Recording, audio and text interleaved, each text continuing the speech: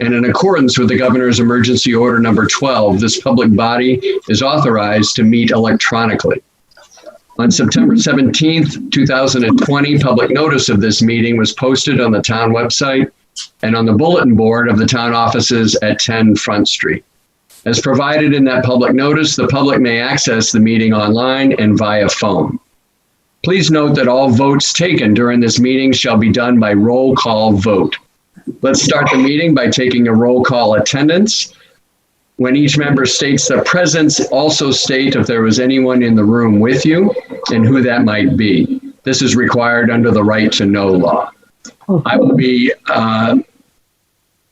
naming people as they appear on my screen so that we're not bouncing all over the place and I can keep track of who's actually weighed in.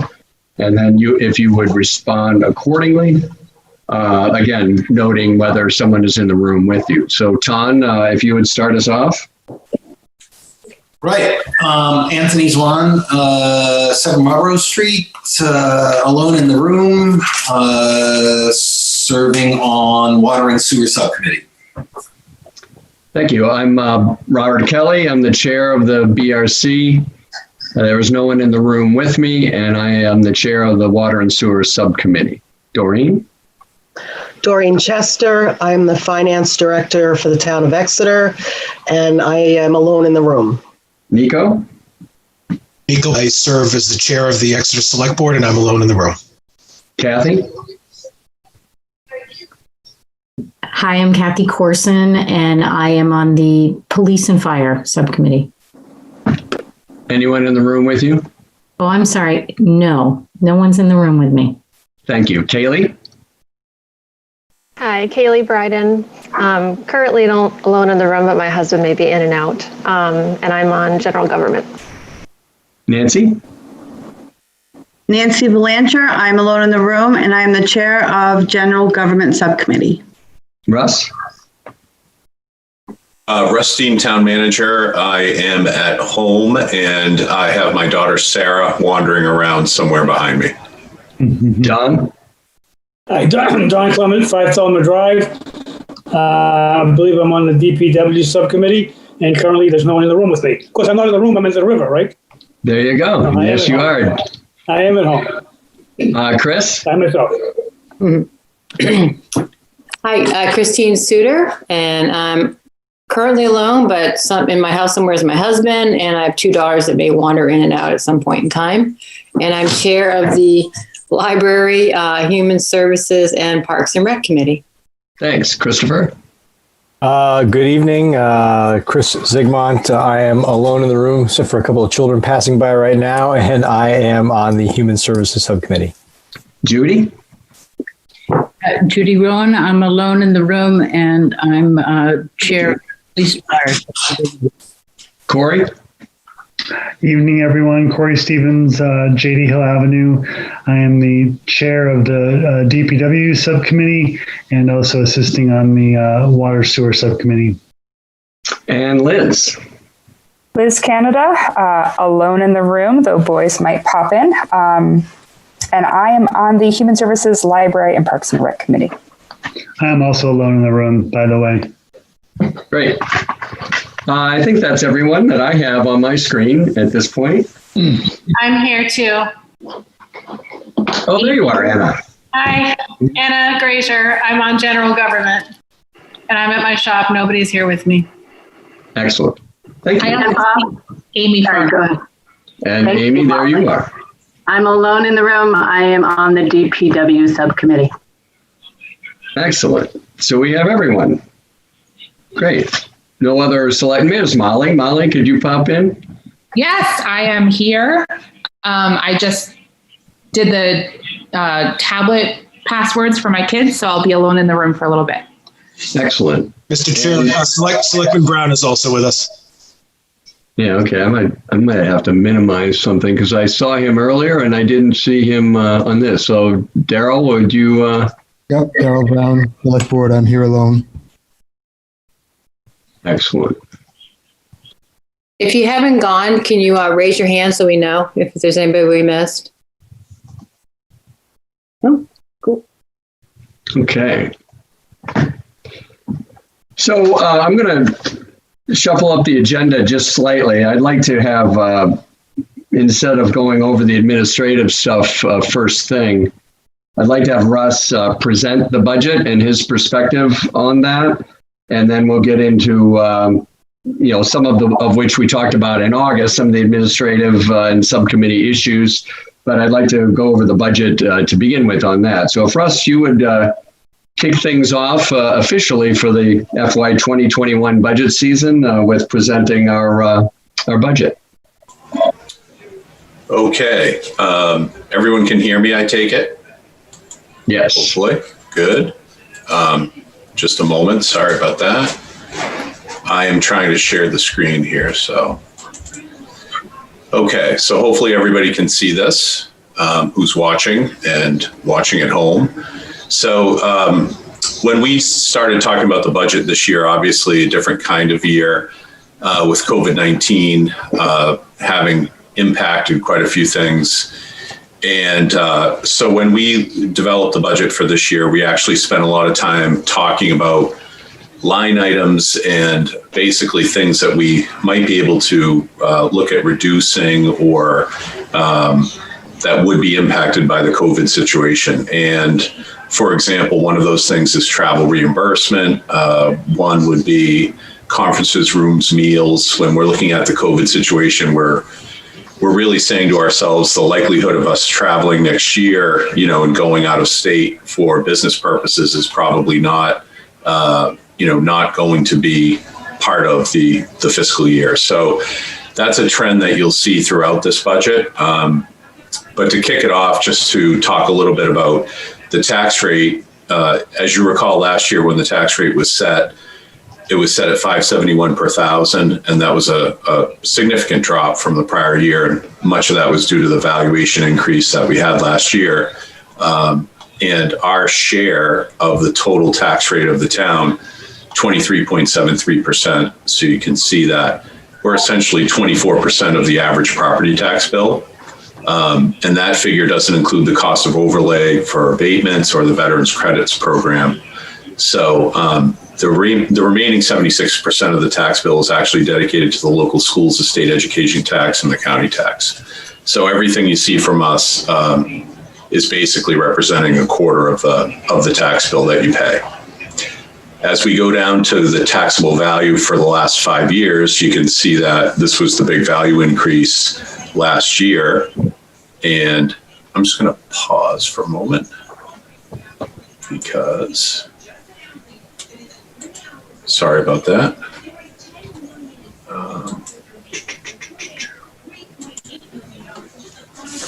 I actually want to take these off.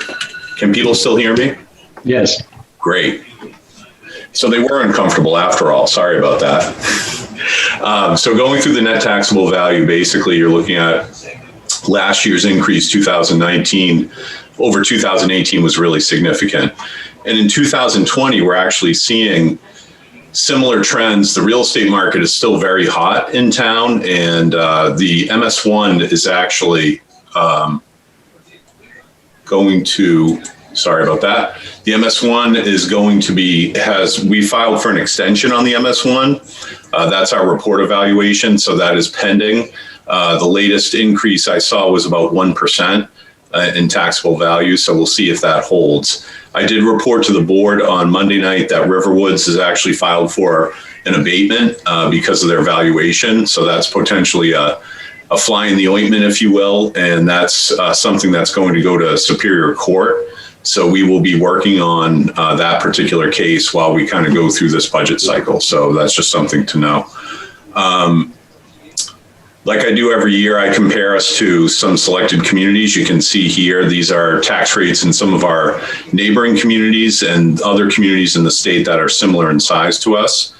And one of the things that you see right away is that our tax rate, and I will fix that value because that's actually 2019's value, but our tax rate and our value is very comparable to some of these other communities. Like Bedford has a smaller tax rate on the municipal side, but their valuation is about double what Exeter's is.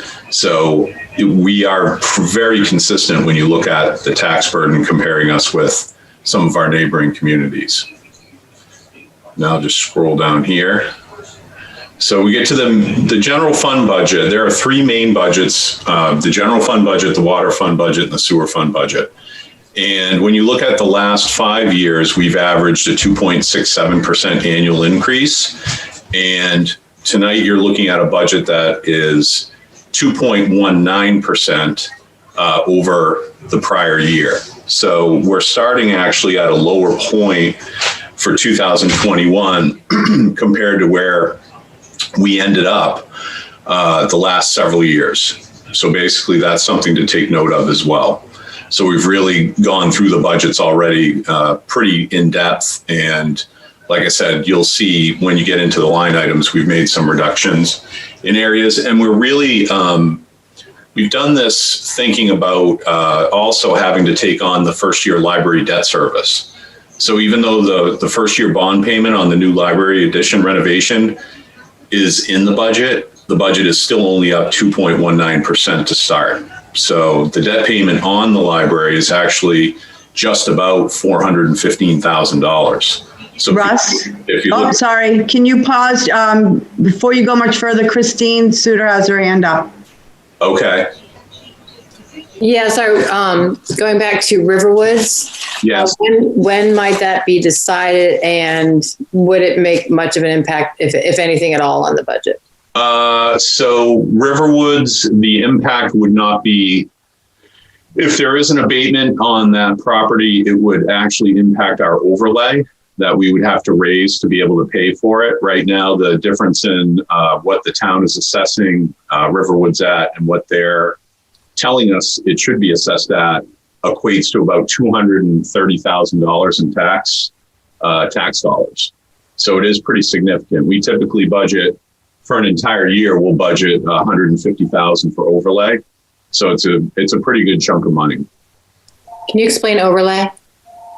Sure. Overlay is what we set aside for abatements. So it's an account that is raised as part of the tax rate, but we don't include it as part of the budget presentation. We determine what the overlay is when we set the tax rate with DRA. Does that make sense? Thank you very much. Yeah. Sorry, I'm getting some background noise. So just going through this, so we're at 2.19%, and the number is right there. And then we have another $441,350 in warrant articles, and they're on page 18 of the document. The next table is the 3-year budget trend. What you see is the last 3 years of approved budgets, including the 2 years of approved budgets in the FY21 request. So you can see here, this is the different areas of the budget that we typically present to town meetings. So you'll notice that some of the larger increases are in the debt service capital. We talked a little bit about the library bond payment. And then in the benefits and taxes category, that's all the health insurance costs have been budgeted in that one account until we get our rating for health insurance, and that will come in October. And right now we're working with an 8.1% increase for plans for health insurance. I should also point out that in this budget, there aren't any new positions at all. When we started through the budget process, we asked all of our departments to not request any new positions unless they were able to provide an alternative funding source other than the normal funding sources. So this budget here, you'll see, doesn't include any new positions. Any questions on the table? I am not seeing any hands raised, but Judy Rowan is not muted, so I don't know if it's... I'm trying to get my hand up. Okay, so Don, yeah, it's in the lower right-hand corner, Don, but go ahead. No, it's in a different spot for me. I'm on an iPad. Oh, okay. That's okay. So no questions? Yeah, I do have a question. Okay. We've projected or estimated an 8.1% increase for health trust. Correct. Yes. What was last year's increase percentage? Do you remember? Do you recall? I believe it was 9.7%, Don. overall. Yeah. Thank you. You're welcome. So I'm not going to get into lengthy detail on the narrative, but I would encourage everybody obviously to read it. You should have your binders by now, both virtually and in the physical binders. But obviously, when we were looking through this earlier this year, COVID-19 really had an impact on our first half of the year. And so we have been working in this virtual environment for quite a while. So I'm going to just stop my video and mute just. Russ is dealing with some unanticipated people in the room. Does that mean he's yelling at his kids? Yeah, something like that. While we're waiting, I would like to, Russ, if you could just, okay, never mind. Go ahead. I'll do my thing later. Go for it. All right. So in the FY21 budget, the wage and benefit assumptions, 2 out of the 3 collective bargaining units will expire in 2022. So those union contracts, 2 out of the 3 are under contract. The only one that isn't is the police. And so that could be a warrant article if we reach an agreement on a successor contract. And then non-union wages have been budgeted with just a 1% COLA for effective July of 2021. Dawn's question was about health insurance. There it is, the 8.1%. And Dawn, I apologize. It was actually 8.7% increase last year, not 9.7. So that number's in there. The non-union contributions for health insurance increased to 18% in July 2020 for Blue Choice, and they remain at 13% for Access Blue New England HMO. The reason we charge employees more for the higher cost plan is to actually get them to try to gravitate toward the Access Blue New England HMO because it is a less expensive plan. For dental insurance, we budgeted 2%. That's also in the reserve. For retirement, as we go down through retirement's actually going to be increasing July of 2021 for all the groups. So Group 1 employees, which are all your regular municipal employees, that's going to 14.06%. Right now it's 11.17. The Group 2 for police is increasing. Actually, that's the largest increase, going from 28.43 to 33.88 July 1st of 2021. And then fire is going from 30.09% to 32.99%. So essentially 33 cents on the dollar for payroll in the fire area goes toward the retirement system. Those of you who've been on the committee for a long time know that the state used to pick up a pretty good share of this, about 35%, but then ended up downshifting all of those costs onto the municipalities several years ago, and we're still paying 100% of the tab now. So that is the situation with retirement. So that really is having an impact on the budget for sure. So as we go through the departments, I wasn't going to, like I said, I wasn't going to spend a lot of time going through the individual departments, but you can see here some of the changes, and I would just ask that you read through them. Again, you're not going Ton. All right. Go ahead. Can you hear me? Yeah, go ahead, Ton. Yeah, good. Can you hear me now? Yes. Yeah. Just educate me on the retirement thing. Is that the scheme for the indefinite future, or is there hope that might change relative to the town's contribution? So the employees already pay in a percentage as well. They are paying for Group 1. I'll have to get the exact number, but they're paying 7%. I believe it's 7%. Thanks, Doreen. 7%. So as far as that piece shifting anymore, I don't see that in the foreseeable future. I mean, we have not traditionally bargained retirement as part of our contract negotiations. So because the rates are set by the state, and there are some disadvantages to doing that as well. Once you get it in a contract, it becomes an item that you would have to bargain. So you're not quite sure where it could go. So But anyway, that's the story on it. And we just actually got those numbers probably a month ago, that they were going to be increasing pretty significantly through the state retirement system. So. And is this, is this across the board for every town in the state of New Hampshire is looking at these kinds of numbers, or is there anything unique about Exeter? No, nothing unique to Exeter. This is all the employees that are part of the state retirement system are seeing, all the cities and towns are seeing those same increases. Right. Thank you. Yeah. So in the general government category, you have the select board budget, the town manager's budget, which is up 1.43%. The select board budget's down $1,000. We reduced some special expenses out of that. And in the town manager budget, we have renegotiated our postage Pitney Bowes machine. So we'll see some increases in those lines. And then I made this point before, but what you'll see in the budget lines is you'll see reductions in education and training. You'll see reductions in travel. And that is because we're actually advocating for people to take more advantage of online training.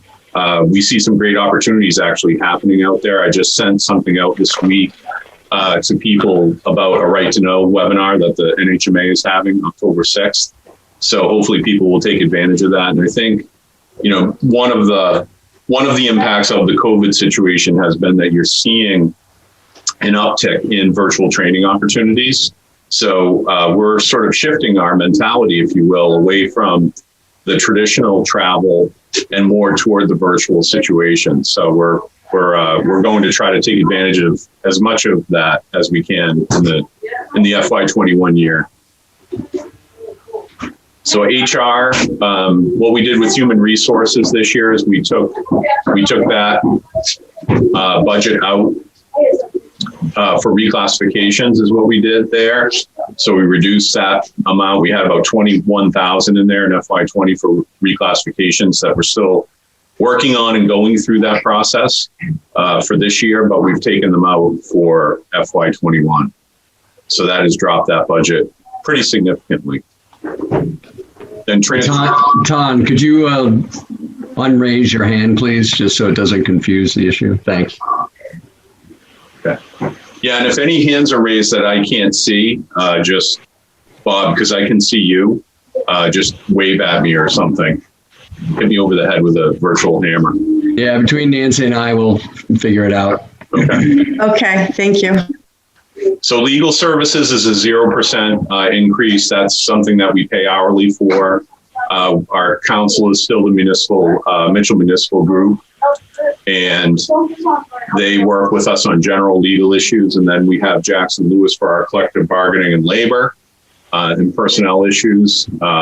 We've been using Divine Millimet for environmental issues, although now we have moved on to Adam Dumville, who's representing us through McLean on the EPA permit issues. And then we use DTC lawyers for special counsel for cable TV matters. So each fund is charged for legal services based on the work done in those areas. So depending what the topic is, that's where you'll see the budget for the legal expenses. IT is up $308. Some of the notes on IT are that the one-time audit, the IT audit funds of $10,500 are not in the FY21 budget, and internet services are decreased by $10,340. However, that's offset by an increase in a new line item called email filtering archiving. That's $14,100. What we're experiencing is a need to really bolster our ability to retain electronic records. Right to know issues, things like that are requiring us to develop a more robust system. So IT will be talking about that as part of their budget presentation. So then just a note that 25% of the IT budget is allocated to the water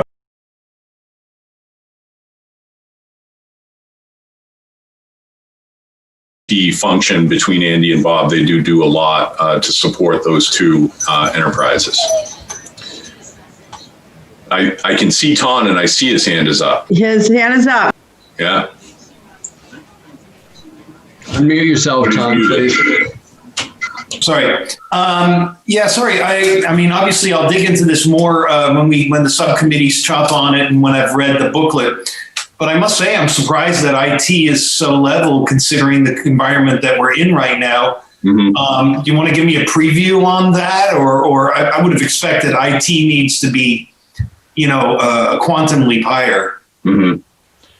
Well, Andy and I, like I said, Andy and I talked during this budget ramp up this year, and we have both identified more of a need to have personnel assistance in the IT function.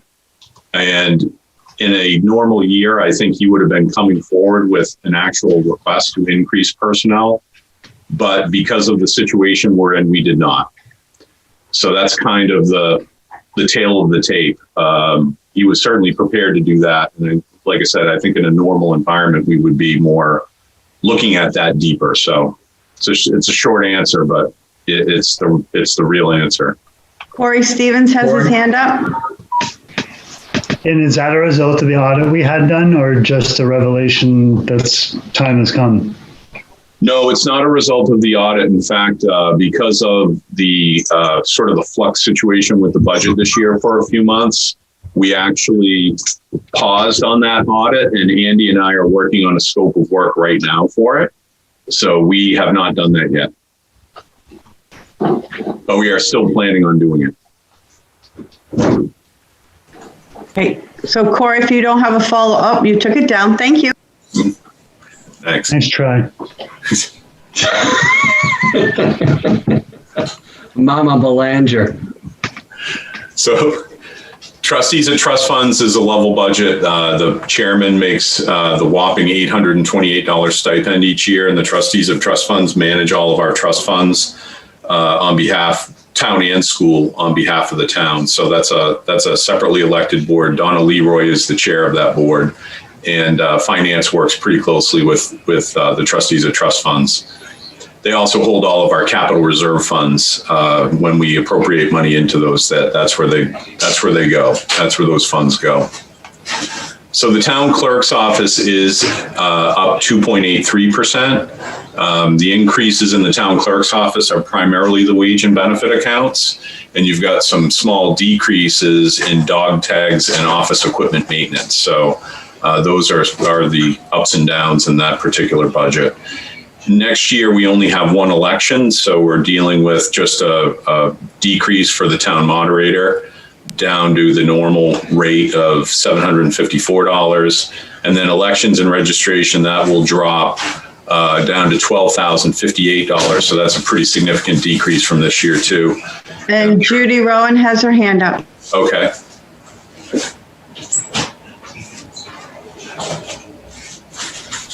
Judy, do you need to unmute yourself? I'm surprised that town clerk and elections aren't higher this year. Are there no extraordinary expenses with all of the requests for absentee ballots and so forth? So Judy, good question. I just found a typo.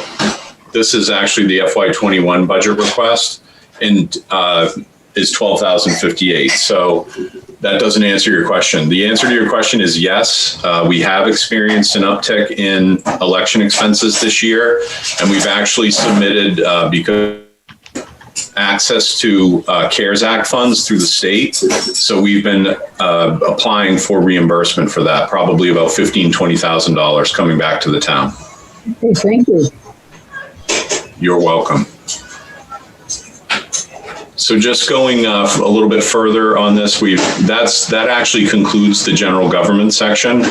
Now we get down to finance, treasurer, and tax and assessing. That is the finance department. There's 3 full-time people there, and the request there is a 2.94% increase over FY20. And again, mainly wage and benefit changes. There is going to be there is a classification change pending there in the finance office. We're in the process of modifying a position to give more support to the HR function.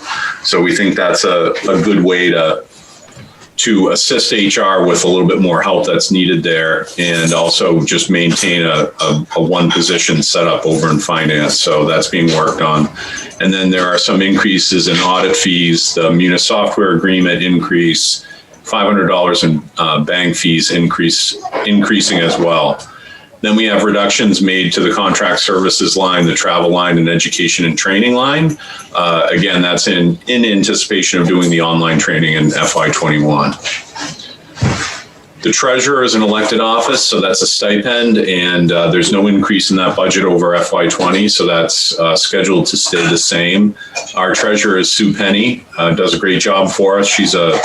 Her real job is as a school finance administrator for the Fremont School District. So we're lucky to have her. She does a really great job. Tax collection is actually a decrease. We've reduced some of the line items on property tax deeding, some of the fees associated with that. Also, contract services we brought down because we have a newer employee, so we don't have a need to hire temporary help like we have had in the past. So we've reduced that down. And then education and training has also come down like it has in other places. Also, I'll point out that the education training, those of you may remember in FY20, Munis training was built into the budget, and there's not going to be as much of that in 2021. So we're on to assessing. Assessing is a decrease, again, of 7.2%. And this is the last year of the contract with MRI, our contract assessor. And we're working on renegotiating that contract right now. I've been working with Christian Pearsall from MRI on that. And Janet has also been participating in that, our deputy assessor, just trying to understand the workload for next year. And then hopefully it's possible we may see some savings in that contract based upon how we apply MRI's work in the town in 2021. So we'll keep everybody posted as we go through the budget process on that. Planning, building, economic development. So any questions on finance, tax, assessing? Okay. I'm not seeing any hands raised. All right, thanks.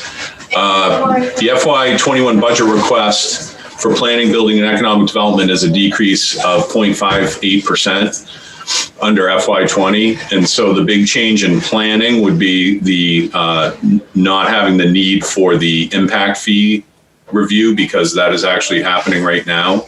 So that can come out of the FY21 budget, and that should be completed this year. And then economic development, in terms of that budget, that's a decrease. And Darren, talking about his budget request, took out the part-time wage line. There'll be no intern in FY21. And then any travel, conferences, and training, those have also been reduced down due to COVID. Okay, can I raise my hand verbally? Sure. Thank you. Can I just go back up to planning and ask Doreen? One of the things that came out of last year's budget process was keeping track of any funds spent on the Sustainability Advisory Committee. Are we going to have anything on that soon? Because we start our meetings Monday. Trevor, there was a little bit of money set aside. I think it's in Dave's budget. It is in Dave's budget, but we're trying to find a way to keep track of what specifically was spent on the Sustainability Advisory Committee for anything. There might not have been much. I just wanted to throw that thought out there. I can research that, Nancy, and get back to everyone on that. That would be great. Thank you so much. Okay. I think it's $500, but we'll confirm that. We'll confirm the number. It's in the planning line items. Yes, thank you. Okay, so I think we're at building. Building has a small increase in the budget of 2.08%, and that's mainly due to wage and benefit changes there. And then when we go down to the boards and committees for the land use area, you can see the FY21 budget requests. Those are all the same level fund from FY20, so it's the same amounts. Heritage Commission is actually increased by $1, 0.11% over FY20. And you can read in the narrative here, these budgets mainly pay for recording secretaries for those boards and committees, the legal notices that they have to put out for their cases and so forth. And then the Conservation Commission budget also includes funds for land management and mowing and trail maintenance. So the HTC budget does include that $10,000 for grant matching funds that I know we've had in prior years' budgets, and we've left it in for the time being for FY21.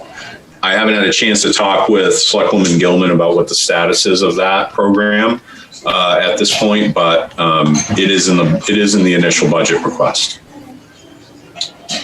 Any questions on any of that? Nope. So we're on to police. Police budget request is an increase of $12,296, and that's just 0.37% over FY20. The notes there are that the department, it reflects a decrease in part-time wages due to a reduction of one part-time office position. That was something the chief initiated earlier this year after he reviewed the need for administrative staffing in the office.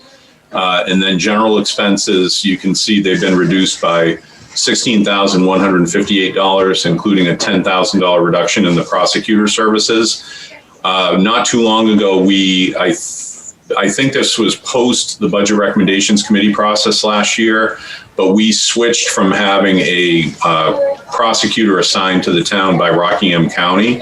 We were paying $80,000, and instead we took that in-house, and now Pat Mulholland, who's a sergeant in our police department, does our prosecutions for us. So we saved in the FY20 budget, and we're going to be able to even reduce that further in the FY21 budget as a result. So. And then dry cleaning has gone down, and general expenses have been reduced by $2,850. So the other note there is retirement costs are budgeted to increase 10% in FY21. So that's a pretty significant jump. Whatever you see as an increase in the police department, it's really related to that. So fire and emergency management, that budget request you see here is an increase of $45,968. And again, police, fire, and public works make up about 70% of our municipal operating budget. So those are what we call the big three departments. The fire department budget is mainly wage and benefit increases, again, from the union contracts. And then there have also been several expense lines have been reduced. So there's a net decrease of $10,300 in the expense accounts. So the net increase request right now is 1.19% over FY20. Then when we get down to dispatch, communications and dispatch, we have a decrease of about $19,600 under FY20. And those changes are mainly due to retirements. We actually had a couple of longtime dispatchers that have retired, and that has freed up some money in the wage and benefits areas. So that's why that decrease is there.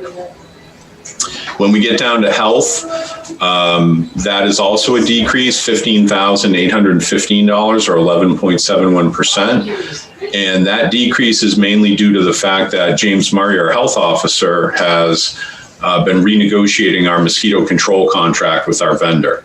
There are actually only two vendors in the state that do this. One is, I'm forgetting, the name's escaping me, but it's Mike Morrison's company called, I believe it's called Swamp Inc. And we've been using them for several years. And this pricing has been the result of looking at a potential contract with Dragon Mosquito Control for FY21. So hats off to James for doing that. It's really a big change in that cost and definitely helps out the budget quite a bit. And Judy Rowan. I had a question on the health budget. Were there any increased expenses related to COVID-19 inspections or other activity related to COVID-19? So additional expenses for like PPE and things like that? Is that what you're wondering, Judy? Or just more inspections to... Sure. Well, this year we've actually received back to date about $17,000 from FEMA. And then there are a lot of those supplies that have been procured, if you will, but we're not buying them. They're being given to us by the state. So the state has actually been very active in giving us PPE and giving us masks and that sort of thing. So we haven't incurred those additional expenses, which has been great. So luckily we have not had those issues. Thank you. Okay, and Don Clement has his hand up. Yes, good evening. Again, on the health budget, especially the mosquito control. I know in the past there used to be a significant difference between the two companies that did mosquito control and how they combated mosquito control. I want to make sure as we move forward that if we do choose a new one, another mosquito control consultant or contractor, that his treatment is benign, because I'm concerned that in the past there was a difference between the two, and a lot of it was to do with benign treatment versus more aggressive treatment that might cause an issue with some people. So I just want to keep that. Would you have James keep that in mind, please? We will do that. And Christopher Zigmond has his hand up. Yeah, I just want to second Don's comment there. Chasing a price is great. It's always great to get a good price, but I think there's both environmental and health concerns that are worth really getting to the bottom of before we accept a contract for a great price. That's all I wanted to say. Sounds good. Thank you. And like I said, this is a very limited market. You're really only talking about two vendors that do it. So it's one approach versus the other. Okay. So I'm going to move on to Public Works, which is obviously this is one of the largest budgets with some of the most, I would call it, discretionary funding in it. The FY21 budget request there is $4,332,235, and that's a decrease of 1.43%, or $62,718 under FY20. And this general fund budget for Public Works, so this isn't water sewer, but just the general fund, these are the programs in those budgets: administration, engineering, highways and streets, snow removal, solid waste, streetlights, stormwater, maintenance, and the garage, and town buildings, which is our utilities budgets, maintenance, projects, etc. So in the admin and engineering budget, we are 1.66% under FY20. We do have some wage and benefit changes in those categories, and then there's a reduction, which are increases, but there's a reduction of $24,999 in the contracted services line item because of the $25,000 that was put in the FY20 budget for the garage design is being spent as we speak, and that is not in the FY21 budget. There's also a reduction in conference room meals, again, to reflect stay-at-home COVID-19 conditions. So that is the admin and engineering budget. The highways and streets budget is a reduction of $100,000. We reduced the paving budget for next year by $100,000 to try to keep the budget down. And also the curbing and storm drain cleaning budgets have been reduced by $10,000. So that's really those reductions there. And then some more reductions in general expenses, which you'll see in the line item budgets, just over $26,000 in the highway budget. Snow and ice, the budget request is 6.98% under FY20. Again, we could probably talk about snow and ice. We try to predict our best budget based upon actuals, but again, this is the kind of budget you really can't predict necessarily what's going to happen. I think year to date, we spent $170,000 out of the current budget, which is 340 some odd thousand. So we'll see what November and December bring. But we brought a couple of line items down in FY21 in that particular budget. And then as we get to solid waste, obviously that budget has been increasing quite a bit in recent years due to the contract. And also this year coming up, there is an increase in the blue bag budget because what we're finding is that we're buying more blue bags. So as we buy more blue bags, we have to actually increase the budget for that. So we've gone from probably an $80,000 a year budget all the way up to $115,000 on blue bags. So that budget has actually been adjusted as part of these increases here. There's also landfill monitoring, which we talk about every year, additional work that GZA Environmental does for the town.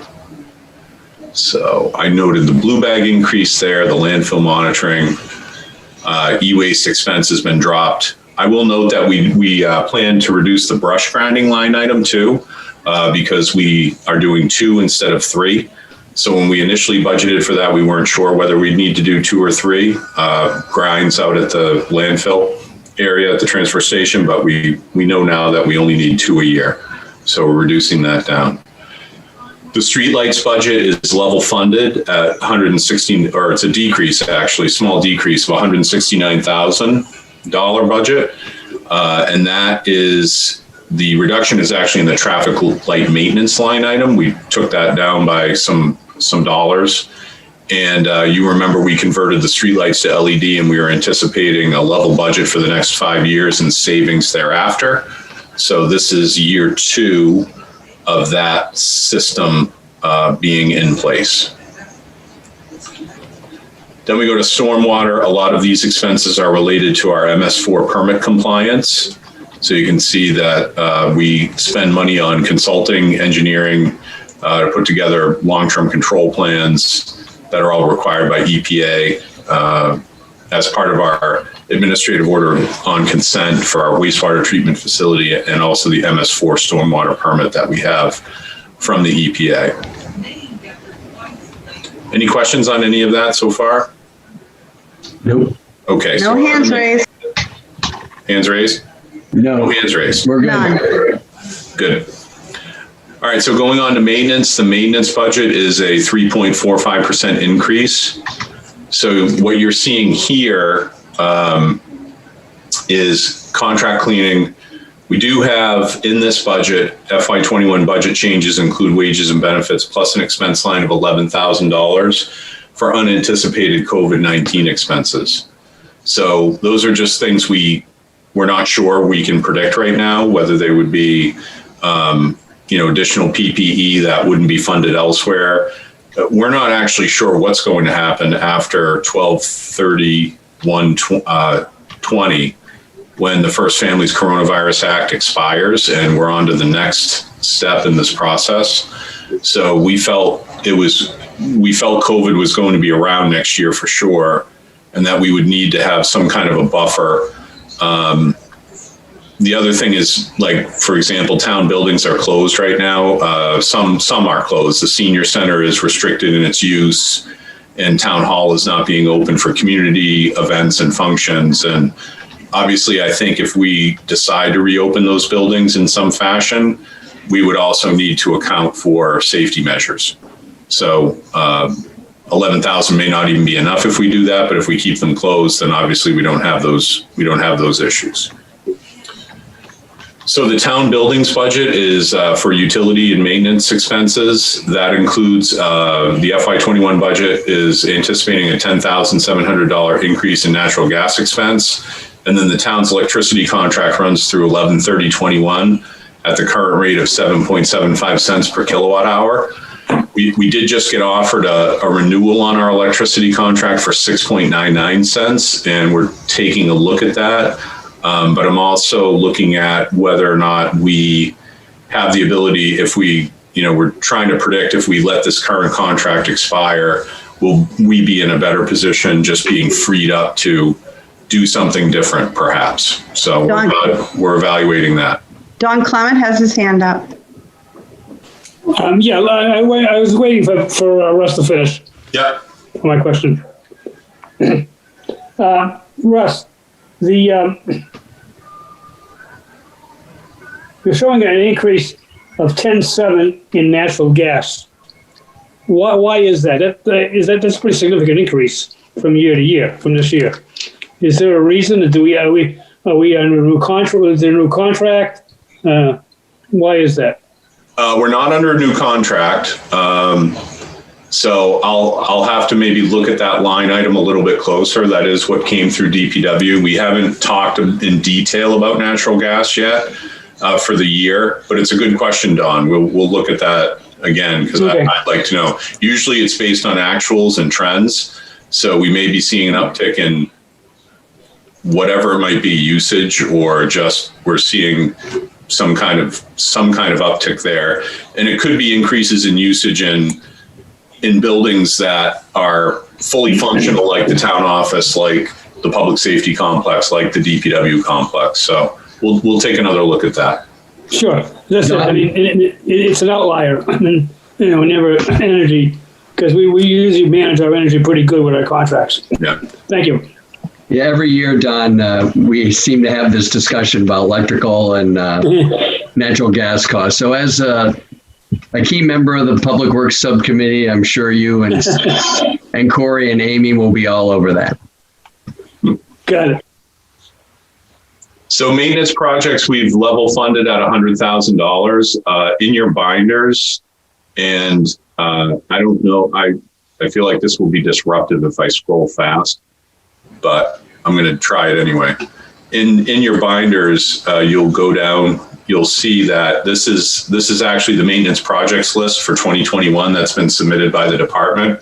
So you can see there's looks like a total of 5 or 6 projects there that would fit into that $100,000. Train station roof is in rough shape. That really needs to be done. I was just actually at the train station today looking at that.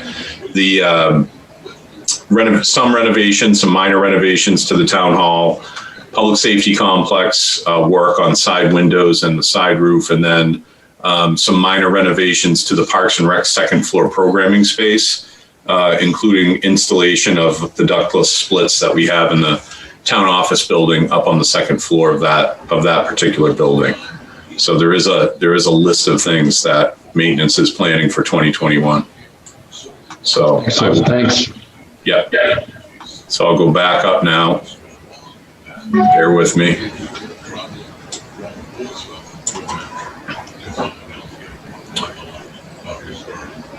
And we're back. Good. All right, so the maintenance garage budget is a decrease of $2,151. So in that's just a reflection of wage and benefit changes to that budget that are bringing that to that number.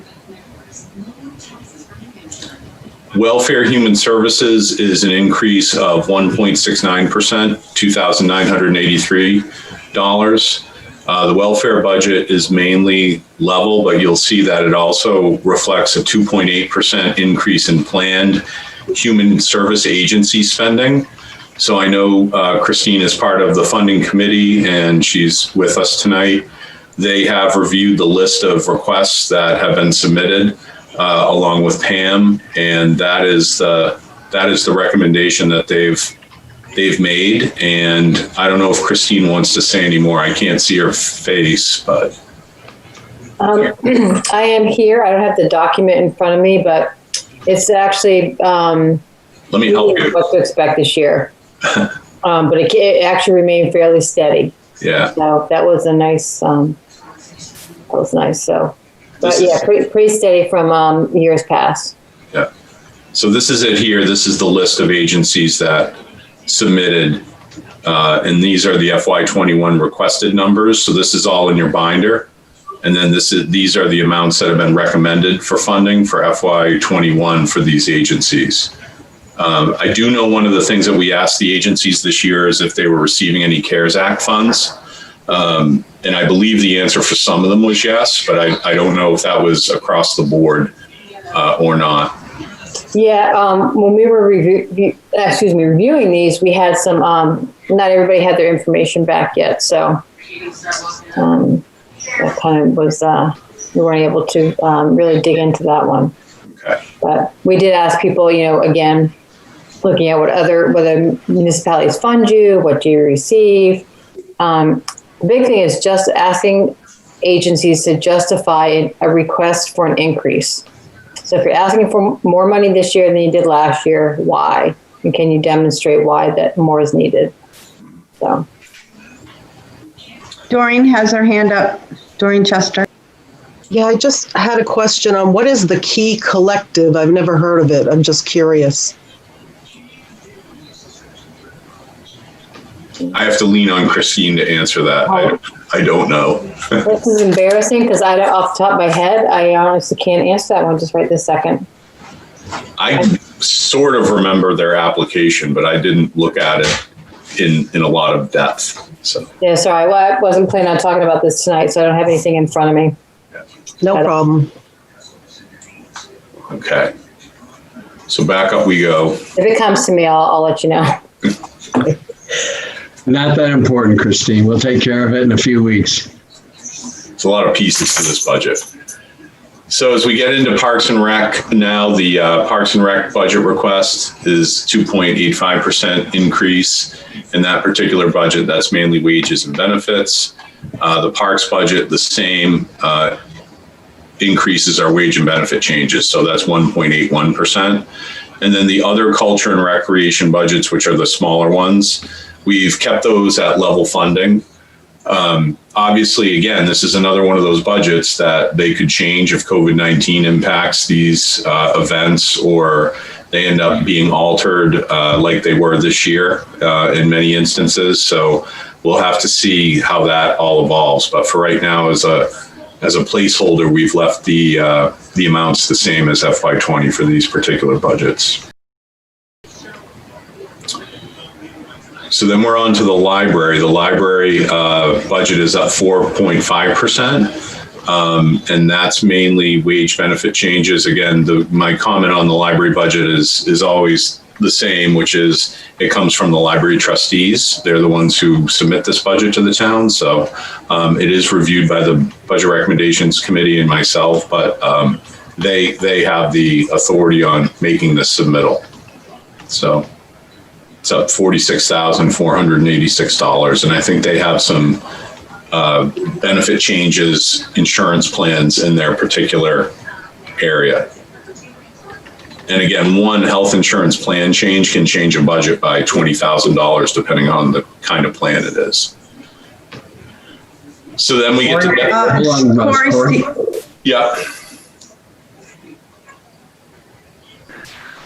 Is the detail of their budget and the 46,000 increase in our package?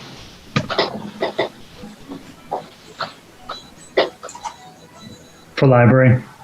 Corey, what do you mean by detail? This is it right here. Okay. Did you mean the sub-schedule that Hope usually provides? Looks like you got it there. Okay. Yeah, I was sort of forgetting myself. Yeah. The wage and benefit changes here. I mentioned the health insurance. That's really a driver. You can see that. And then the retirement costs, which again, when you get to the line items, you're going to see that's a trend. So Anthony Swan has his hand up. Yes. Relative to wages, is that something that you review and compare to other town employees? Russ, do you review that with the director of the library or not? She and I will have a conversation about what we are doing on our side. I did send her a note explaining to her what we were doing for the employees on the non-union side for us in FY21, but I have not heard back from her yet as far as whether this number includes anything other than that. So I don't know that at this point. So I'm waiting to hear on it. Yeah, I don't know if my question is well formulated or if it's formulated well in my mind, but I just wonder if the pay scales in terms of experience and years in service and what have you, whether those are comparable to other employees. Yeah, it's a good question. It's a good question for the library. They have a pay plan that has steps in it like our pay plan does. And they do their own comparisons to other communities and their libraries. So it's really a question in my mind that Hope should be able to answer for you. I have seen their compensation grid, but I have not. We have not on the town side done any sort of formalized compensation surveying for them. They do that on their own. Right. Okay.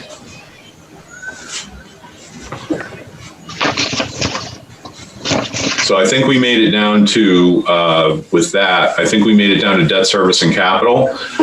So debt service is up $319,000. I mentioned that before, and this is mainly due to the first bond payment on the library. So is what it is. We have had a couple of smaller issues drop off, but we do have that one coming on. So that's an increase. I will tell the committee we did get some great news actually from the bond bank today. They refunded some of the 2019 bonds, and the town is going to get a check for, I think it's $88,000 was the number I was cited today. So that's actually really great news because the interest rates are so favorable. The bond bank went and refunded several bonds that included two of ours, some from 2019, some from 2012, I think were the years they cited. So we should get a check for that later on in the year, which will really help our revenues. Vehicle replacement leases, this is a decrease of $20,293. The CIP carries the lease purchase schedule, page 79, so you can see what's still in the books. The latter one appropriation will actually retire. That lease purchase will be retired after FY21, so that's actually one of our major expenses in that particular category. It's over $110,000 for that lease purchase. And then I've also put a request in this budget for discussion about $10,000, and that's really to do what I'm calling a townwide vehicle and equipment audit. And that audit would look at how we're utilizing our vehicles and equipment and review the current policies for use and replacement. We haven't really done a full review of that it was in 2009 we had our fleet study, so this is actually going back a decade now.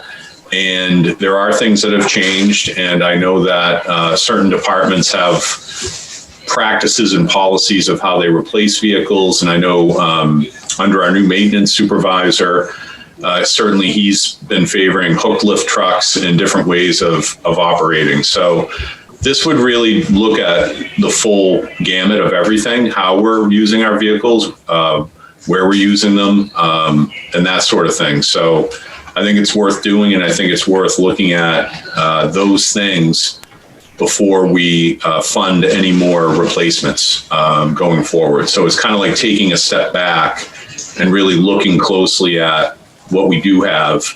And are we doing all the right things? Are there things we could improve process-wise that may help us? Corey Stevens has his hand up.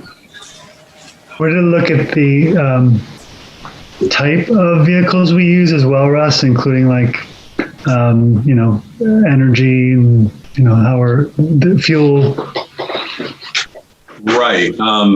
Some of this was precipitated by, so the short answer to that question is yes.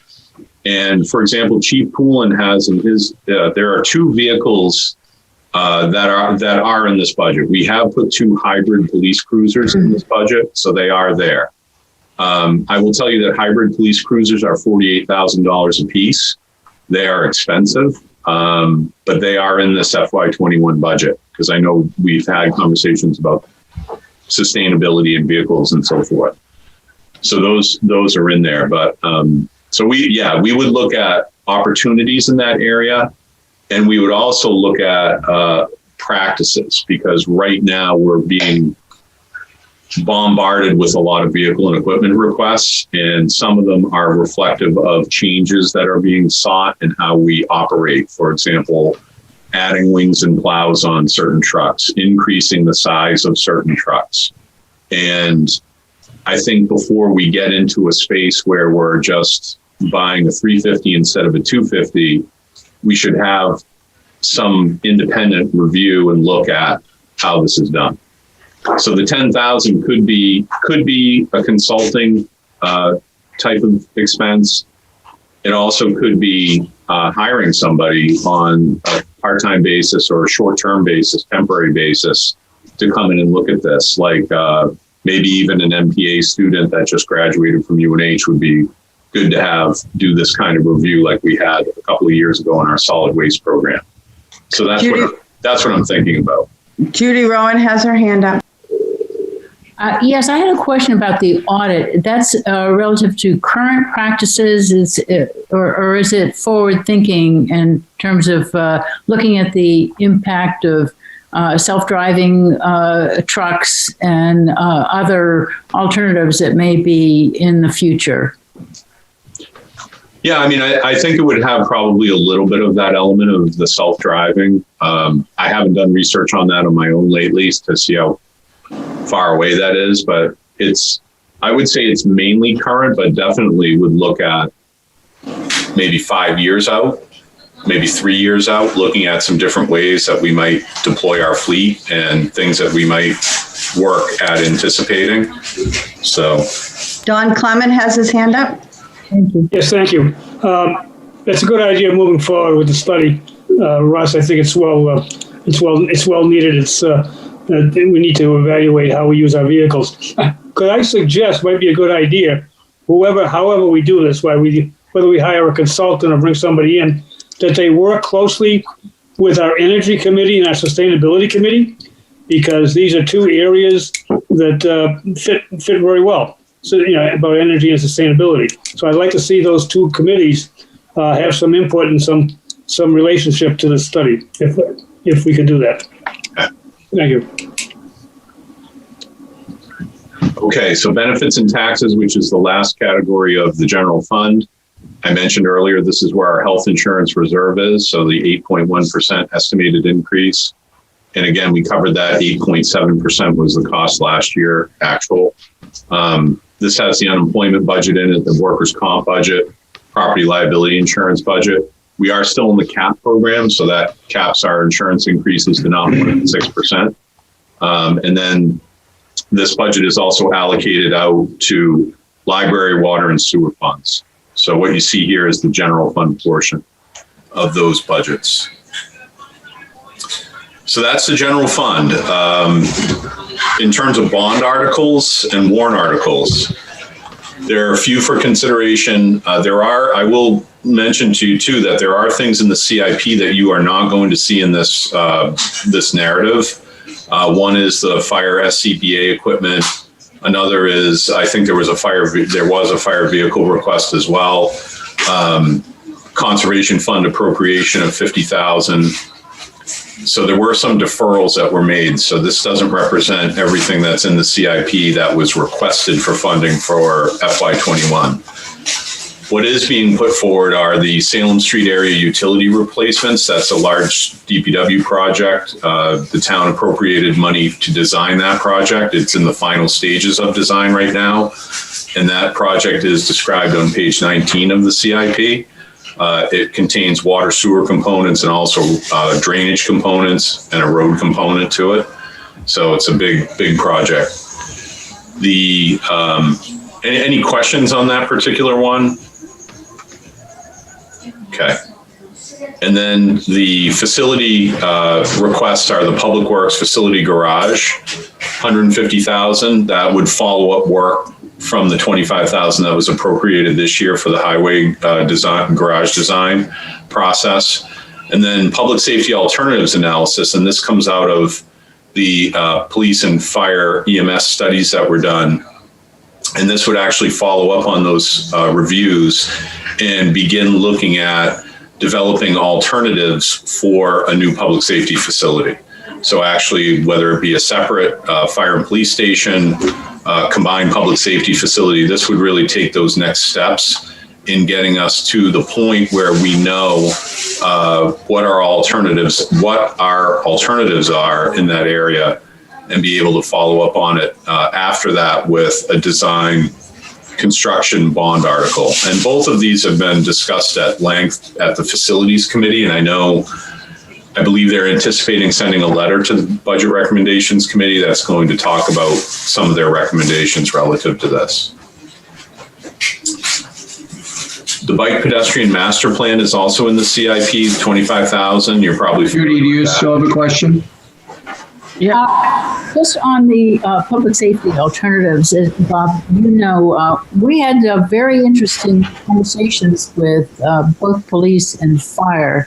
And, I hope that we'll be able to inject some of that discussion into what alternatives will be put forward. And I don't know if you had more to say about that, Bob.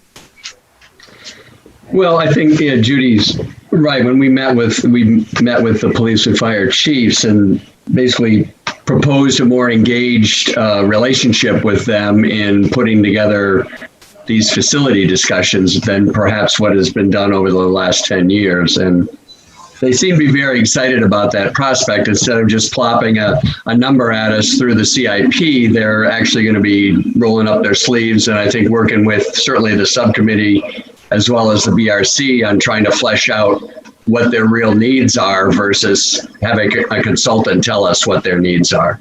So it might, I think it's going to be a very exciting process. Both Chief Wilking and Chief Poulin are, I think, very engaged in this and feel like it's a very good step in the right direction towards sort of balancing facilities needs and budget and tax base for the town. So I think it'll work out pretty well. Hopefully we can do that with the DPW garage as well, the same approach. Yeah, a little bit more of a bottom-up problem-solving approach. Correct. Thanks, Judy. Okay, so I'm trying to get enterprise funds. Just trying to get back to my. I'm gonna move this. Sorry about that. There we go.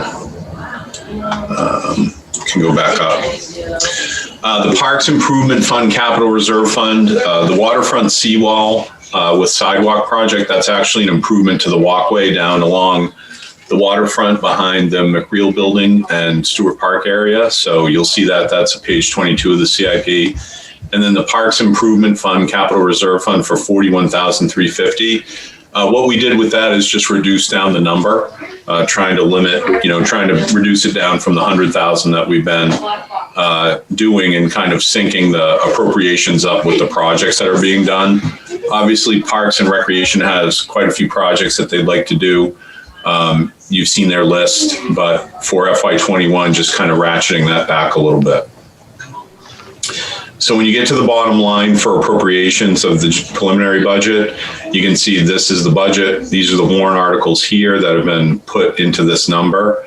That adds up to this number here for the preliminary budget. And then the general fund appropriations in FY20, the total general fund appropriations in FY20, including warrant articles, this is the number here. So the total appropriations over FY20 are 322,939, or 1.6%. And if you take a flat valuation and you just look at the tax rate impact, not including any value increase, you get 15 cents per thousand of assessed valuation. So it's about $45 for a $300,000 home if everything here was approved and signed off on. Another thing to note, I think it's important when you look at the bottom line that the preliminary budget here and the relationship between the preliminary budget and the total general fund appropriations. So this is the number we set our tax rate on in FY20. The budget number is actually lower than the total appropriations from the prior year. So it's a pretty lean approach to the budget this year. Hey, Russ, would you sometime over the next few weeks, I don't know if you've thought about an amortization schedule for the Salem Street project, or if that's just something that the bond folks give to us. I know you do a lot of number crunching in that regard. Since it involves water, sewer, and general fund components, it might be instructive at some point to get a breakdown based on an amortization schedule and then dividing out what the percentages are for each of those divisions. Okay. I mean, between Corey and I as the chair of those two committees, we obviously present though, but it might be worthwhile for the general committee to have those numbers and sort of be mulling them over prior to us meeting in November. So yeah, sure. And an email and I can distribute it, but if you could lay that out, that would be, I think, instructive. Okay, sounds good. Any other questions to date or so far? Yeah, anybody have any questions? There are no hands raised. Okay. I won't spend a lot of time on the general fund revenues. There aren't a lot of categories in them, but I will just cover. Sorry, Don Clement has his hand raised. It's raised in anticipation of asking some questions about the appropriations, the revenues. Oh, that is too long, Don. I know. All right. So this is in our revenue assumptions, which we've worked up. There are a few areas that we would anticipate being reduced in FY21. And there are some wild cards that are in FY21 as well. So the first one I would focus on is interest and penalties on taxes. So just based upon what we've generated for revenue this year with COVID-19, and that has come down some. And so we have reduced that number back to 115,000 for FY21. And that's essentially late payments on property taxes. So we also had a forestall of collecting late payments under the executive order. So that's impacted us as well in that regard. Current use tax, we're budgeting at 50,000. We projected 7,500 for FY20. We actually just got the Palmer and Sicard land use change tax billed last week, and that was 65,000. So we'll see a bump in those revenues for FY20. But for 21, we've dropped it to 50. We feel like we have enough projects in the queue that at least one of them will generate some land use change tax. I think if you remember, the Shaftmaster project on Epping Road actually generated $300,000 in land use change tax. And I know Mr. Monahan's project is hopefully in the queue for the King property. And if that were to break ground in FY21, you'd likely see a land use change tax come out of that as well. So that could help. But that's currently before the planning board, and there's some disagreements there, but I can't really go into them because Mr. Monahan has gone to court on them. So can't talk about that right now. Russ, can I pause you for just a moment? I just wanted Exeter TV to notice that we just lost Mr. Clement, so he's going to try to get on. There might be an issue. Okay. Thank you. And Don was the one who wanted to ask the question, so. That's how I noticed he dropped off. That and the number dropped. It wasn't on purpose, Don. Hopefully you can come back in. Going to the other tax categories, you can see here, they're pretty consistent. Our payment in lieu of taxes is from the Housing Authority. That's a steady payment every year. I wouldn't expect that to change. Our motor vehicle permit revenue actually really bounced back. We had one down month and then it came back strong. So we budgeted the same amount for FY21. We actually projected $3,025,000 in FY20, and we'll probably do better than that. And I believe our actual revenue was more in line with that in 2019 as well. So the building permits, we have reduced those down to $200,000. And again, that's just based on projections that we're looking at month by month building permit revenue coming in. It's not that there aren't a lot of projects out there. There are a lot of projects, but it depends what those projects are. So again, just looking at the Monahan project as an example, if that does come online in FY21, you could see that number jump up by quite a lot. But for right now, we're going to budget it pretty conservatively at $200,000.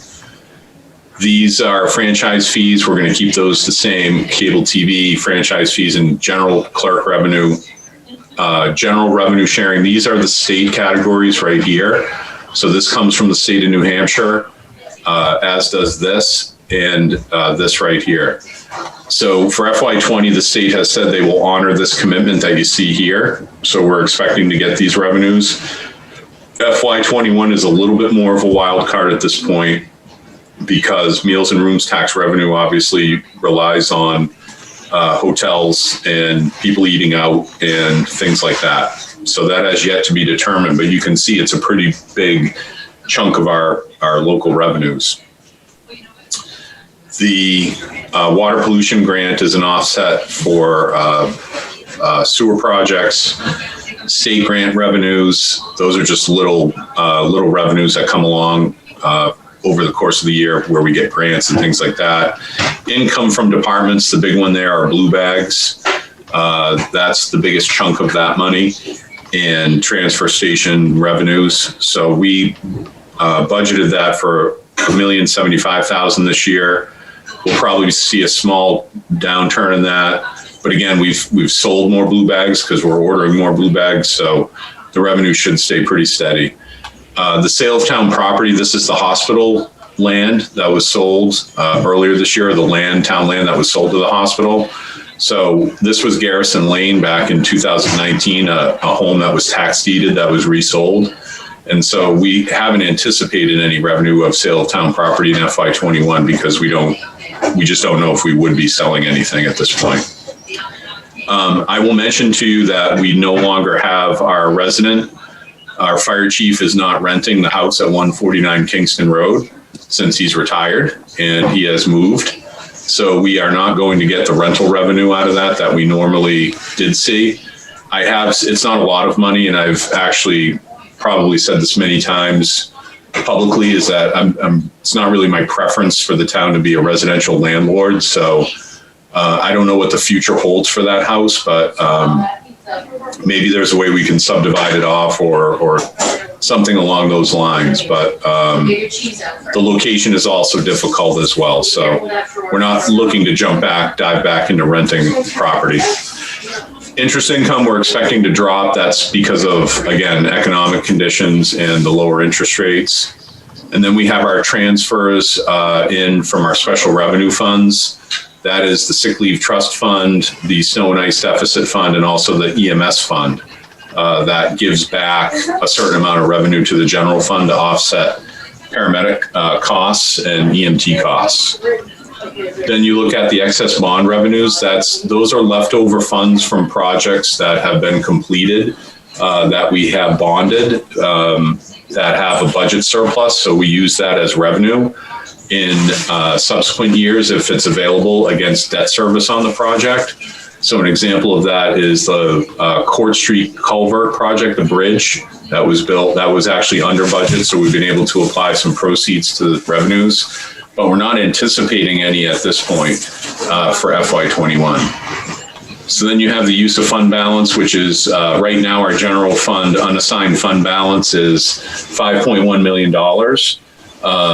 That's an equity position. It's not a cash position, but it is good. It is good news. Our financials are strong. I'm happy to report that. We just had our closing conference last week, 2 weeks ago, with Ed Boyd from Melanson Heath. And he was very impressed with our audit once again. And we got another clean audit, which is great for the town.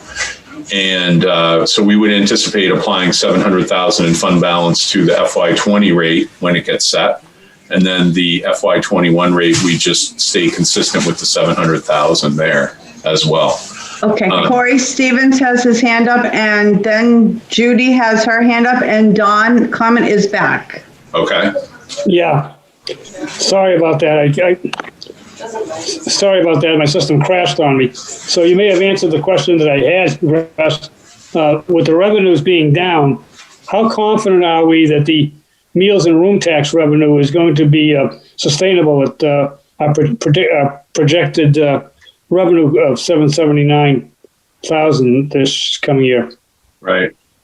And I apologize if I missed it because I have a bad Wi-Fi connection right now. Yeah. Well, it's going to be, the confidence level that's a hard question. I couldn't really put a percentage on it. And there haven't been any discussions about it at the state level yet. I think all the focus has been on this number right here in the FY20 column and making sure that money comes to the cities and towns. And the governor's been very good about saying that money is, it's set aside, it's appropriated, it will be distributed. But going into 21, it's really an unknown at this point. Right. We just don't know. So we're going to have to either make a decision somewhere along the line in the budget process that we're going to modify this number somehow or modify another number. But I will say this: in FY20, what is not being seen here is gopher funds, and also which we've received $362,000 in gopher funds. And there's also the health trust refund of $120,000 that is going to be an FY20 revenue. And there is also the bond savings that I just mentioned a little while ago of $88,000. So those are revenues that are going to come in FY20 or have come in FY20 and will add to our fund balance for FY21. And they'll be part of our fund balance and surplus. Correct. Meaning we could draw on them for more than $700,000 for the fund balance if we want to. It's important knowing how we're going to move ahead with the budget recommendation, knowing where our revenue stream is. Yeah. So those could actually be plugs or hedges against this. But if you look at this number, that may be increased. But again, we just want to stay away from a long-term trend of increasing this number too much and using it for operations as opposed to maybe capital. But again, in a 1 year difficult situation where this number is dropped precipitously, if it happens, and again, it's hard to tell, you could use maybe $1 million here or $1.1 million, understanding that 362,000 is coming from here to help build that up. Hopefully that makes sense. Are you all set, Don? Yes, I am. And if I go out again, I don't know if I'll be able to get back again, but that's all right. Okay. Corey Stevens is next. I pay my bills. Two quick ones. Did I miss, Russ? Did you say what the increase in current use from last year was? What I said was this number was projected at 7,500. Yep. And we just got a land use change tax billed out to Palmer and Sicard, the Holland Way project, for 65,300. So again, that's going to change this number to the positive. Okay. And then my second question just is on the rented house. Do we know what that house costs us annually? I don't have the number off the top of my head, but it is in the typically the lessee pays the utility bills, but as far as maintenance and upkeep go, that is the responsibility. I mean, as long as someone is not in there, any maintenance or basic routine maintenance would have to be done by us. Right.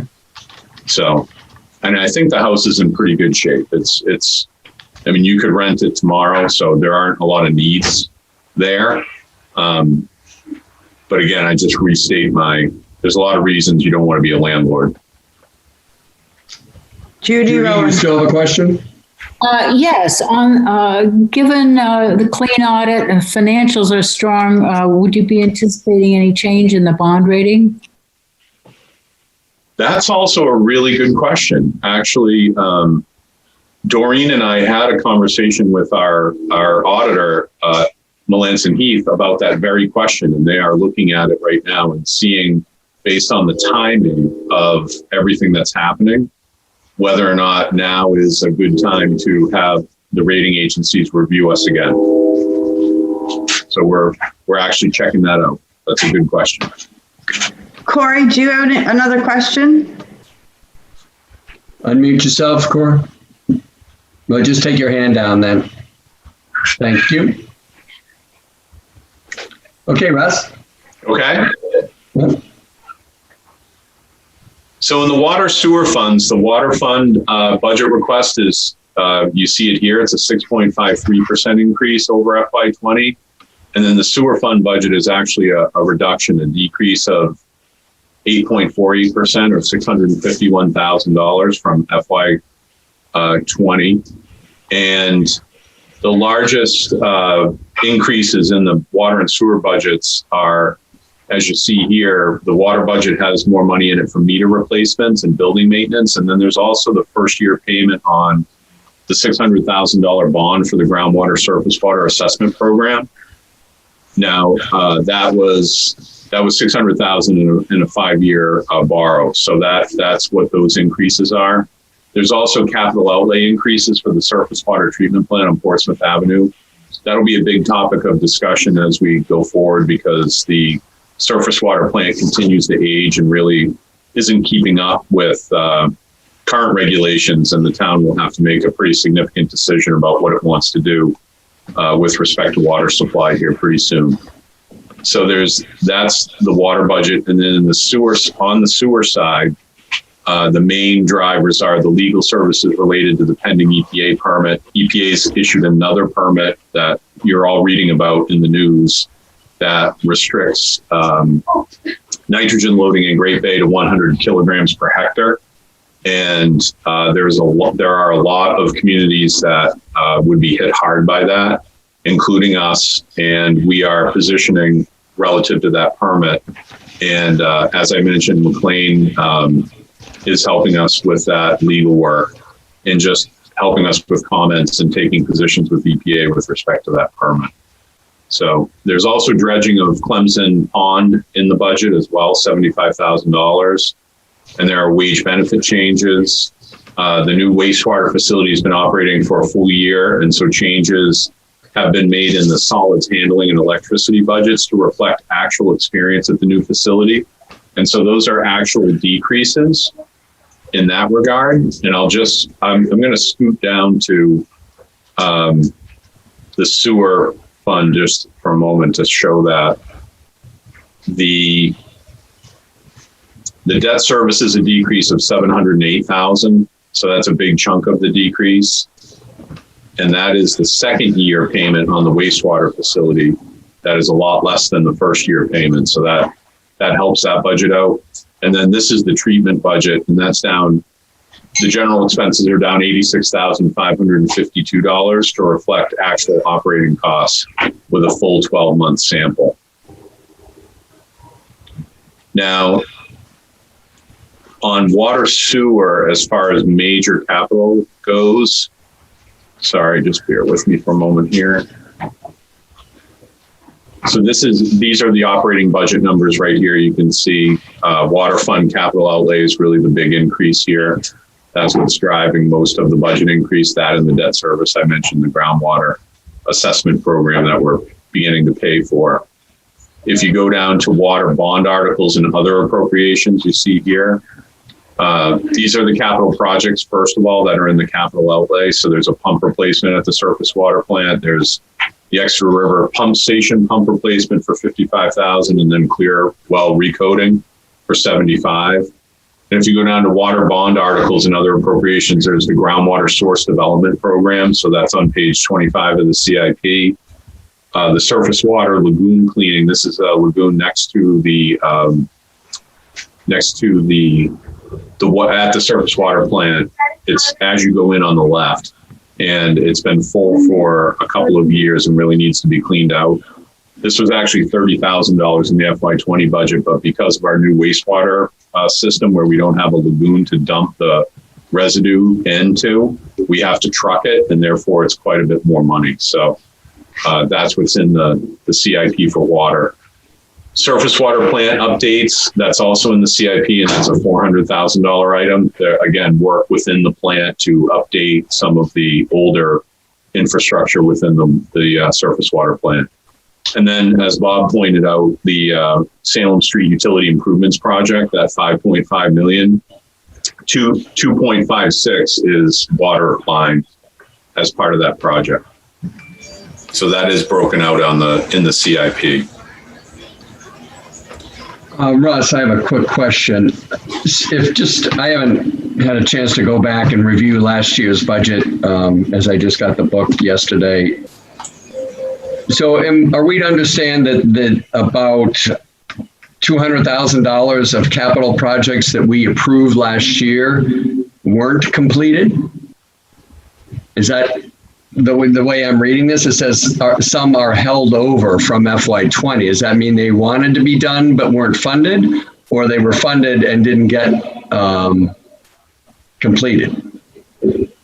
I believe they're part. I'll double check that number, Bob, but I believe they are part of the budget. and I'm going to take. I mean, I can review it myself. I just thought you might know off the top of your head, because if we appropriated $200,000 in capital outlay last year and they didn't get to it, that's not right. good. I think part of that dynamic, though, remember, and when you get into the budget a little deeper, you'll see this, is that when COVID first came through, we actually directed the departments to give us sort of a re-review of their budgets, because we really weren't sure at that time where we were going to go. There was a lot of uncertainty. So in the water sewer funds, we actually instructed the departments to reduce both sides of that ledger by $200,000 and hold that back. Now, I don't have that line by line for you tonight, but it could very well be that some of these capital projects were held for 3-4 months while we were trying to figure out what our revenues were going to look like. I mean, when we, just as an example for taxes, I mean, we didn't know where we were going to be until July. For water sewer, we do have some receivable issues. I mentioned one in the news article that over the weekend. We have a receivable out there for $300,000 from one of our mobile home parks. So, you know, the revenue impacts on water sewer are going to be possibly a little bit different than the general fund. So that's just to explain the process. But as a result, some of these capital projects may not have gotten done. Is it reasonable, since, if my understanding of the general fund, where there's no specific water and sewer bank account, it's a paper account as part of the general fund. That was my understanding from years ago. That's correct, right? I'm going to defer to Doreen on that. I think it's still part of the operating account, Doreen. Yeah, I mean, I wouldn't call it paper. It kind of sounds phony. I would say it's pooled resources from all revenue sources. But it's not a separate bank account.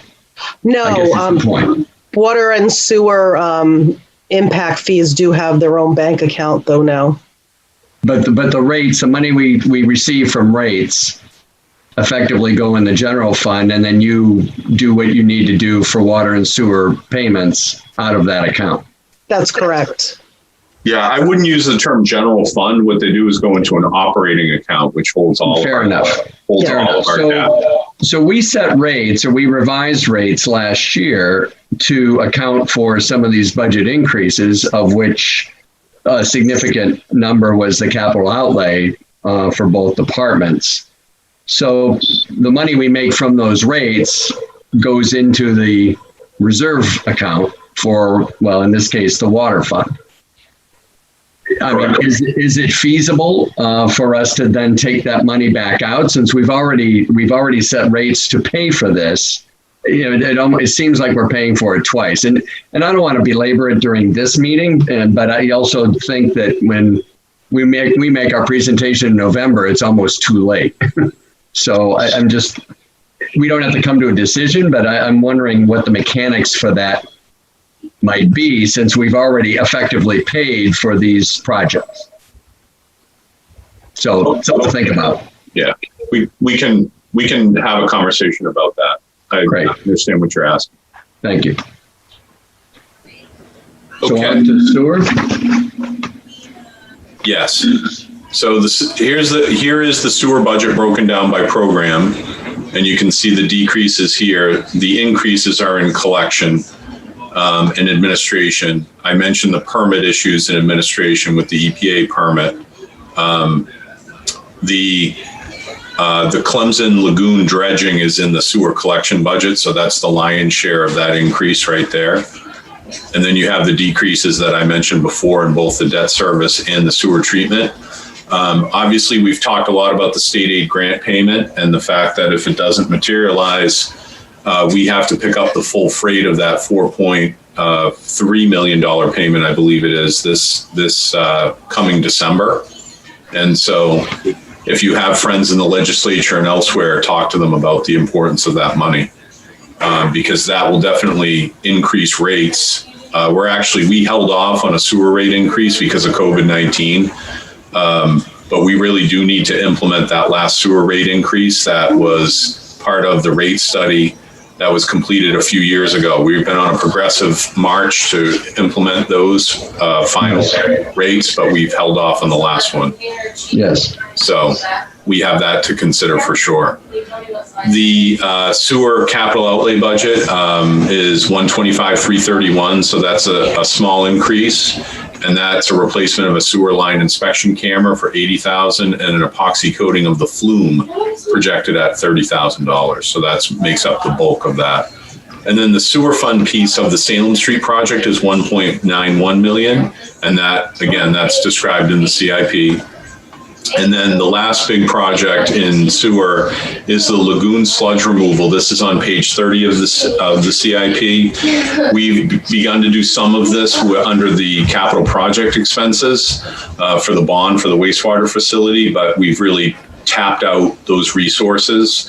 And this is in the CIP for 1.3 million in 2021 and 1.3 million in 2022.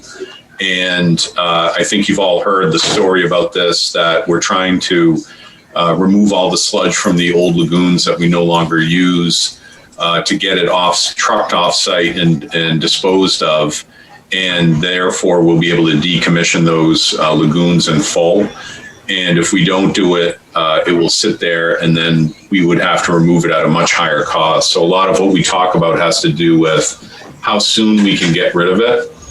And if I were to recommend something to the town, I would recommend actually considering doing all of it at one time and bonding the 2.6 million if that's the cost, which that's what it's been projected at, in getting it done and then paying it back maybe over 10 years.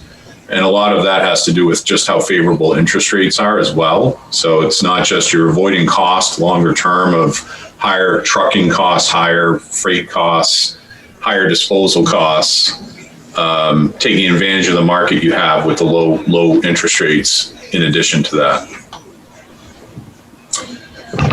So that's sewer. Any questions? This basically represents an ongoing, almost 50-year liability that the town has been building up with their current wastewater, or their just previous wastewater plant, which we spent $50 million to upgrade. Hold on, Tom. Russ is right. This is something that's very important. It just is it's a long-term liability. The longer it sits there, the costs are only going to go up. And again, it's something that's been building up for effectively 50 years. So something that should take some very, very careful consideration. Tom, you had a question? Yeah, sorry. I can't click my little hand here. My screen somehow changed. But I had a very informal conversation with someone out of Epping, where apparently they are dredging a lagoon and planting a bunch of solar panels on top of that. And I guess pre-COVID, there was some grant money available for that. So I just sort of throw that out early so that if there is any possibility of that get considered. Mm-hmm. Thanks for that. I will actually, while I have the committee present, Dave Sharples has been working actually with DPW, and he'll be bringing it to the select board next week for a proposal to have an RFP put out for a solar array in the landfill. So we'll be discussing that next Monday night. Nice. So, very good. Okay, stretch run here. Stretch run, revolving funds, cable, TV, EMS, and recreation. I'll keep it short. I think the cable and EMS funds, we've seen the EMS revenues recover to some degree, and I think that they should be in okay shape. The runs are regular, according to the Fire Chief Wilking, the runs have become more regular, so we don't anticipate any big issues there. Cable TV obviously is doing strong. That's fine. Comcast is making its money, and we're collecting the franchise fee. No issues there. I think the big wild card again in this budget cycle is going to be this recreation revolving fund. I give a lot of credit to Greg and Melissa and the team at Parks and Recreation. They've really gone above and beyond this year, sort of refocusing almost their entire mission in relation to COVID. Of any department, they probably had to make these single, the largest group of adjustments to what they do and how they do it. And because of that, I think 2021 planning for them is going to be very difficult to do, because I just don't think it's going to be a normal year again. And they've gone from their normal programming to things like providing after school services for kids that need it, that are remote learning. So, I mean, that's just one example of many, and we'll see what that looks like next year. Great. Well, thank you to Russ and for your support, Doreen, in putting together the budget. As always, a lot for us to do over the next couple of months, and really appreciate you guys working on this. Before we get into the other aspects of the agenda, something I need to do on an administrative basis. The first is to welcome Kathy Corson officially to the committee. There was, she came in a few weeks ago at my request to get some more members on the team to help out with some of the heavy lifting, which I perceive is going to be happening over the next couple of months. So Kathy obviously brings a lot of experience both with the BRC and the select board. And again, welcome Kathy. She'll be helping Judy and myself on the police and fire subcommittee. I think it'll work out really well. The second administrative item would be if you haven't picked up your budget books in the CIP books at town hall, or at town offices, I would highly recommend doing that. They're on the table in the NOAC room, and lots of good reading if you're an insomniac. So please pick those up. Pam has done a really nice job of organizing all of this. So hopefully you can get that and get a good look at it. I would also recommend reviewing the CIP, not just for what's happening this year. As Russ mentioned, a number of projects have fallen off the list, due to, concerns about revenue development and just, uncertainty with how COVID's going to affect us next year. So I would stress to the committee to look at what's happening this year as it relates to the next 5 years. There are a lot of large facility and project requests coming up in the next 1 to 3, maybe 5 years. And, when you add vehicles and everything into that, will make last year look like a Girl Scout campfire event for all of us. So we really need to look at this with a broader perspective than just what's happening this year. So get those books, look through them, and certainly ask questions as we proceed along. I guess I had 3 administrative items. The last one was to approve the minutes of our August 12th meeting. Those were posted by Joanne. I appreciate that. And I would entertain motions and discussions on those minutes. I'll make a motion to approve the minutes. Chris Suter. I'll second. Nancy Belanger. Thank you. Any discussion or comments on the minutes? Okay, I will take a roll call vote as to approve the motion by Christine and the second by Nancy. I'll go along on my screen. I am at the top, so I will vote aye. Kathy? I'll abstain. I wasn't there. Kaylee, are you still with us? Yes, aye. Nancy? Aye, and I wanted to let you know that we lost Don Clement again. No, I'm back again. Nice. He just popped back up. Never mind. I just popped back up. I may pop back out again. Vote. Anna? Christopher, sorry. Christine? Aye. Thank you. Judy? Aye. Corey? Aye. Christine? Aye. Liz? Aye. And Don? Aye. Thank you. The minutes are approved. I appreciate it. I was going to say Dawn lives near me, so I'm not having any trouble, Dawn. What's going on over on Thelma? You must be sucking all my Wi-Fi. He's taking all the bandwidth. Yeah, that's right. You're taking it all up. It's the first time it's ever happened to me. I've been in a lot of Zoom meetings, and first time it's crashed twice. So regarding subcommittees, as I mentioned, Kathy will be assisting Judy and myself. Is everyone else all set on their subcommittee assignments? Judy, did you have a question? I was just waiting for Kathy. Hi. Nice. So I sent out the list, and I think that sort of settles in. There's 3 people on every committee. I think that should work out pretty well, give everyone a chance to do some heavy lifting while not overburdening anybody. So if anyone needs to change, let me know soon, but we'll assume that we're going forward. As you recall from August, the general protocols are you need to post your subcommittee meetings. Someone should take minutes. They don't need to be overly detailed, certainly to a Joanne level. But basically who's there, general flow of the conversation, and if any decisions are made, document those. It'd be helpful to, write them up. Again, they don't have to be articulate prose, but they should be written up and sent to Pam McElroy at the Russ's office so she can post those on the town website. Any questions on the subcommittee assignments and the procedures? I'm assuming that the subcommittee chairs have reached out to the folks who are new to the committee and describe what needs to have happen.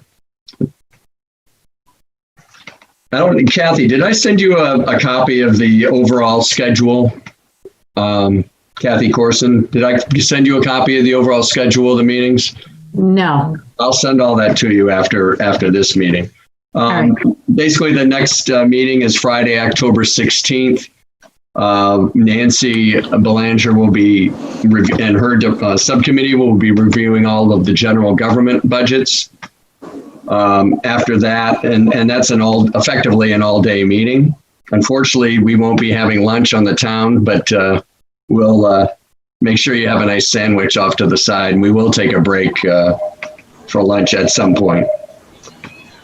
Then on Wednesday, October 21st, Judy will be presenting police and fire.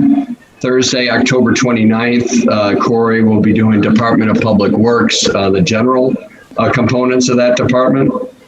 Monday, November 9th, Chris and her subcommittee will be reviewing Parks and Rec, Library, Welfare, and Human Services.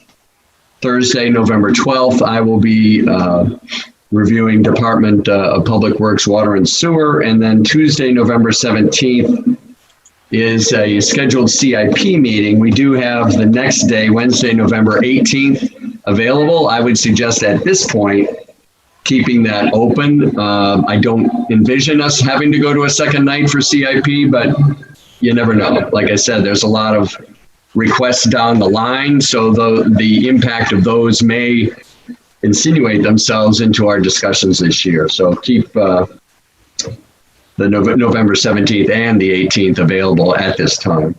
Corey Stevens has his hand up, and then I have a question after Corey. Okay, Corey. I was just going to make note that when we do our subcommittee presentations, we also want to hear, at least preliminarily, from the subcommittees, their feelings, background on the CIP items we're going to be talking about in November. If we're only going to get one night, maybe two, it's good to tee it up and give us a sense of what the subcommittee is thinking on the projects ahead of that CIP night. Yes, we did start that a couple of years ago, and it seemed to work pretty well. If we get a preliminary feel for the CIP items in the particular subcommittee. Good point, Corey. Nancy? Yeah, just our subcommittee spreadsheets. Could we get those sometime soon? General government starts our meetings next Monday and Tuesday. Who is working on those? Is that supposed to be me? The subcommittee spreadsheet. Well, we fill them out, but I've never put one together, and you don't want me to do that. I mean, it was finance typically gives us the watered down version that we can work with, Thank you. I didn't realize it came from finance. Well, I'm speaking for Doreen. Yeah, we used to, but I thought Bob or someone did them last year. I mean, it's no problem. I just want to know the format you want to see, and we can certainly pick it up. Yeah, I think the problem was, I know, Corey, you did it last year, didn't you? I think that, one of the problems was the budget format was slightly different than the spreadsheet that we had for the subcommittees. My preference, if it's not too much additional work, is for you or Laura to do that, Doreen, just so that it's the same format as the budget itself. Okay. If I can come in and you and I can work on it together, if you like. But I think I'd rather have it, all of the budget, all of the spreadsheets coming out of one office would be my preference. Okay, if perhaps I can just get a list from someone of the upcoming, I know general government and anyone else next week will get those sheets out first and foremost. I'll send you an email after this meeting with all of that. Okay, thank you. You bet. Any questions on the subcommittee makeup and the schedule? Okay. I don't have any new business. Does anyone else have anything they'd like to add at this point? I appreciate everyone attending. Went a little longer than I think we thought, but there is a lot to discuss, and Russ did a great job of going over everything. Again, as I mentioned, be prepared for your chairs your subcommittee chairs to reach out to you for your meetings with the department heads over the next month or so. And our next get together via Zoom for the BRC will be Friday, October 16th. And that will be at 8:30 in the morning. So you'll be getting an invite from Bob Glowacki in IT, and we'll go from there. So before we adjourn, any final questions? I don't know if this is going to be like deliberative session, but we'll figure it out, I guess. Oh, yeah, right. Tom? Just stating the obvious, but we'll receive some advance copy of recommendations prior to the meetings. Is that correct?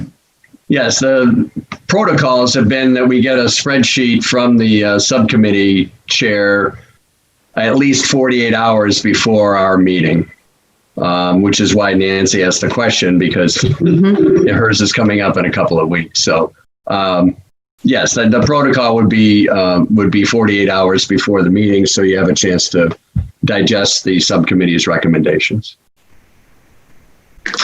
Anyone I have else? a question. Yes, I have one. I have my hand raised. Do you want us to send them to you and then you send them out to the rest of the group? That's what we did last year. Yeah, I mean, it's up to you. I don't really need that. I'd like to be surprised like everybody. So okay. I prefer to go in. I'm probably not going to have time to read them. So Thank you for that offer, but I would just as soon have the subcommittee chair distribute them. I will distribute. Thank you. Either yourself or through Pam. I mean, you probably want to CC Pam anyway. So, but yeah, the subcommittee chairs can send those out directly. I have no problem with that. Okay. Thank you. Anyone else? Okay, I see no other hand waving. We will adjourn the meeting until October 16th at 8:00. Crowded polling places because of the possibility of infection. New Hampshire law has been changed to add concern about COVID-19 as a reason for requesting an absentee ballot. People also can register to vote by mail. To request an absentee